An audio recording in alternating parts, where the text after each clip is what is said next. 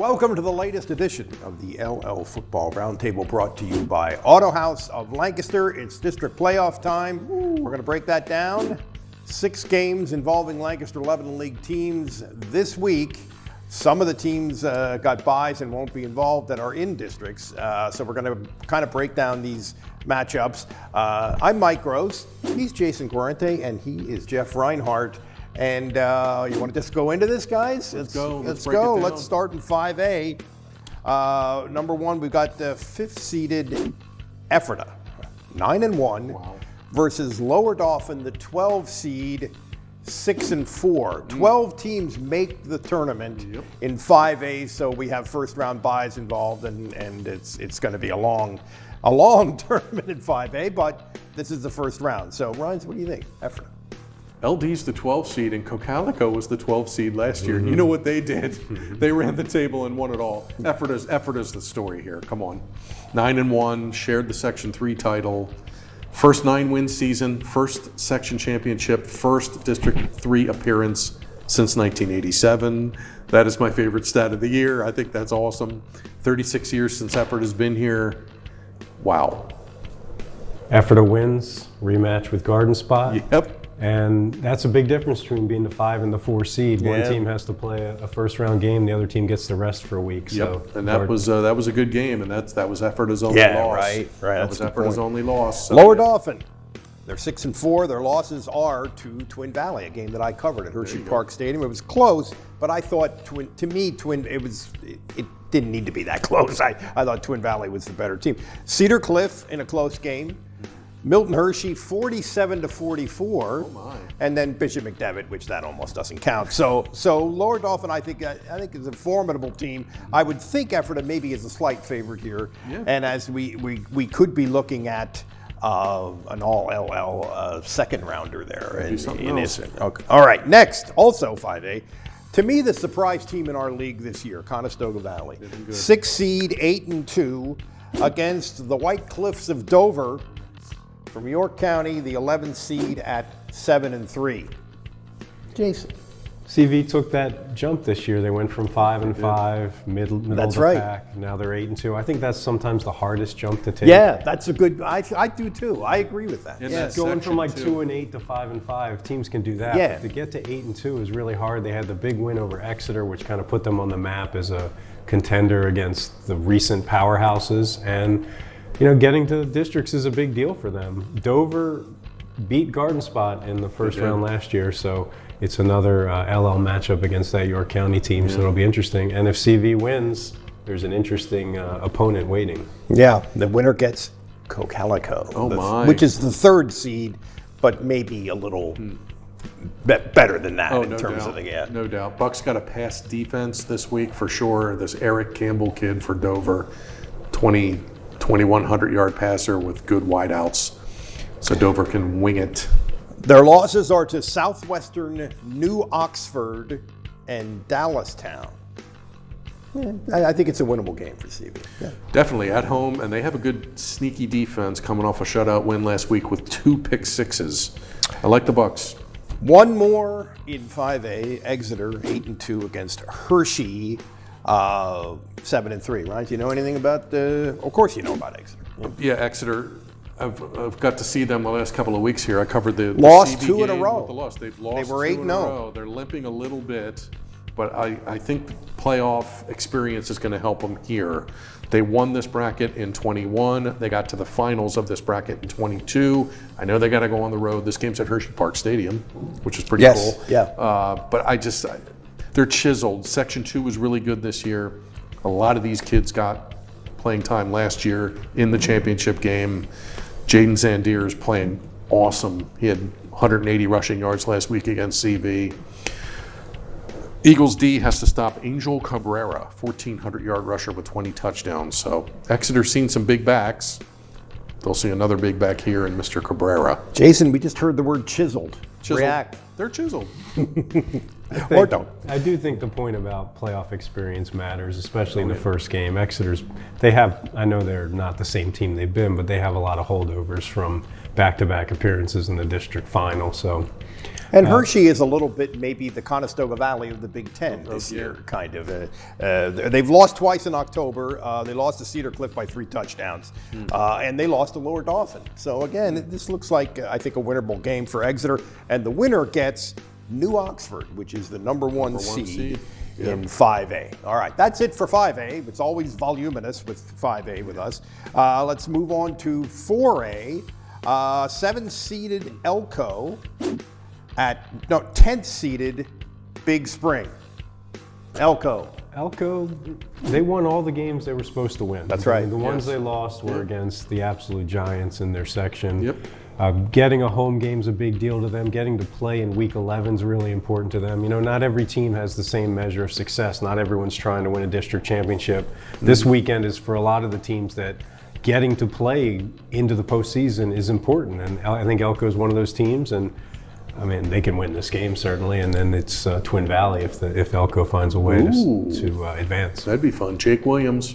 Regular season rushing champ. Could get 2,000 yards. Could get 1,982. 18 yards. He'll probably get that on his second carry. Here's the interesting crux of this game. Big Spring has to stop a 2,000-yard rusher.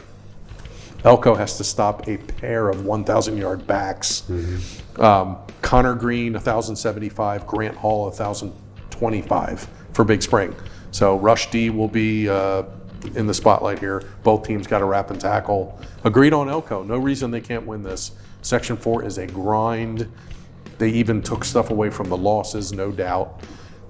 Like them at home, but they we certainly have not seen.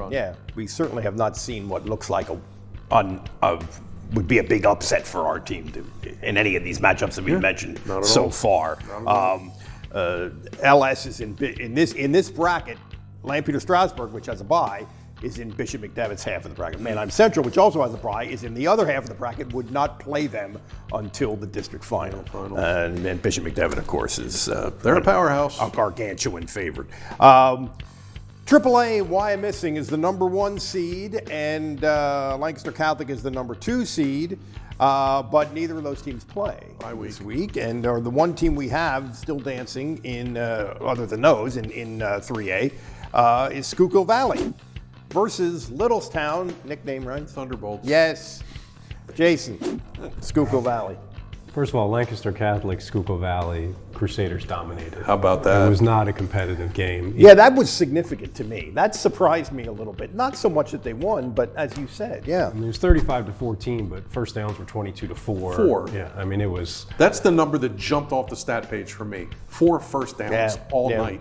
Wow. A couple of turnovers are the reason why Schuylkill Valley got on the board at all. So they have to bounce back. I mean, there's no time to worry about what happened. They got to turn it around and find a way to win this week. But that win got Catholic out of the first round. They were the 4 seed. They jumped all the way up to 2. Now they get a bye.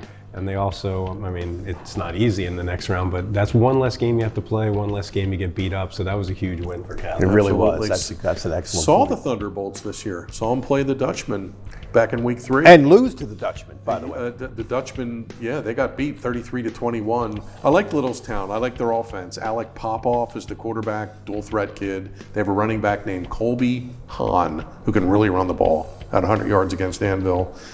I'm anxious to see what Schuylkill Valley does here. They can't decry over spilled milk, or they got to play. They got big plays in the passing game typically, and that didn't happen against Catholic. But I imagine a team that hasn't seen them before, some of that speed on the outside, it's gonna be a handful. I wouldn't be surprised if they got a few long passing plays in that game. There you go. Littlestown's 2 losses are, as mentioned, to Amo Cleona, and the other one is to DeLone. Again, this looks like a winnable game. I hope we're not coming off like homers here, saying all our games look like winnable games, but they all have the better seed. But they kind of do.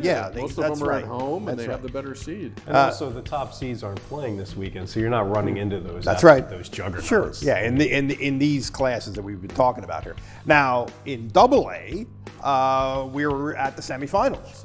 And is Anvil Cleona, the number 1 seed, taking on Camp Hill, which is the 4 seed. Anvil 7-3, Camp Hill's 5-5. This game will be played at Alumni Stadium at Lebanon High. Nice. Because Anvil's doing some work on their ballpark and don't really have the right setup for district playoff games. So, Ryan, what do you think? Rematch. This was the semifinal last year in this bracket. Anvil won comfortably at home.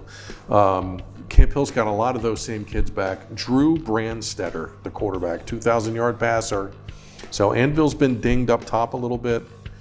They're going to have to pass defense here. Loved how the Dutchman came back last week after getting eked out there at the end by Schuylkill Valley. Yeah. Anvil shut out Northern Lebanon, held the Vikes to under 100 yards total, which is that really was on good. the road, and Northern Lebanon's okay. They've had a good pesky season. They really strong, did. yeah. So Anvil's going to ride that rushing attack. Cale Harder had 100 yards last week. He's a 1,000-yard back. I like the Dutchman here. They know Camp Hill. These teams have played. Love the neutral site at Alumni. Boy, if you can go to that, go. But I think Anvil can get back to the finale.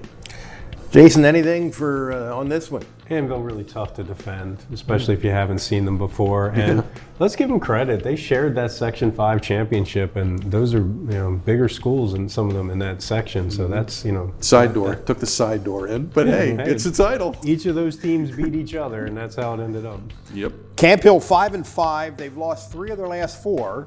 They lost to Middletown, which That's a shocker. Yeah, they got hammered by Steel High, but they gave Trinity a really good game, 14-13. That's interesting. So we'll see. But again, I think you got to like the Dutchman here. I think. Yep. And the other semifinal is Trinity against Delone, and I think Trinity is probably the favorite in this class. I would take the Shamrocks. All right, gentlemen. Anything else for the good of the order? Let's mention the other 3 games real quick. Eastern Conference Finals. These are for teams that are on the eastern side of the state. The Eastern Conference keeps their own power ratings. And if you make your district playoffs, they go off and play in their district playoffs. And the 2 teams with the best ratings at the end of 10 weeks make it. So real quick. There you go. Real quick, 3A final, all LL. Berks Catholic at Hamburg. Interesting. Berks Catholic won this last year. They beat Pine Grove in AAA. 4A, Fleetwood at Shamokin, Cole Township. Enjoy the bus ride. Tigers. And the 5A game, Pleasant Valley from Broadheadsville, up north range, at Governor Mifflin. So Mustangs, Fleetwood, Hamburg, and Berks Catholic will go for Eastern Conference Championship. Well, if you can't win the championship, at least be pleasant. Pleasant, Right? Pleasant Valley nickname? Anyone? Any guesses from the crowd? The Darlings. No. The Pleasant Valley Bears. Oh, all right. Okay. Where are you going Friday? That's a little disappointing. Where are you going Friday? To Conestoga Valley. I'm going to go to Ephrata and see the Mount's first playoff game in 36 years. Can't wait. The postseason is here, gang. Next week we'll talk about what happened and break it down what might happen next. So that's it. This has been the LL Football Roundtable, brought to you by Auto House of Lancaster. For Jason and for Jeff, I'm Mike, and we'll see you later.